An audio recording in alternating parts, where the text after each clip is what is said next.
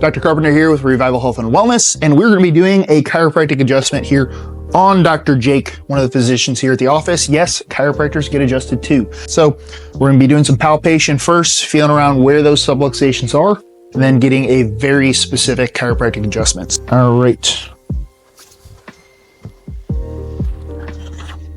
That tender in there? Yep. Yeah. Okay. Jake, we're going to get right there. You already got a free one.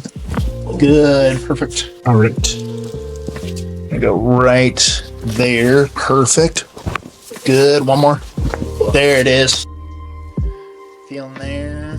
A little bit of tightness. We're gonna go right there, okay? Good. One right here. Good. A little pull. Good. All right. Breathe in. All the way out. Good. One more. There it is. Good.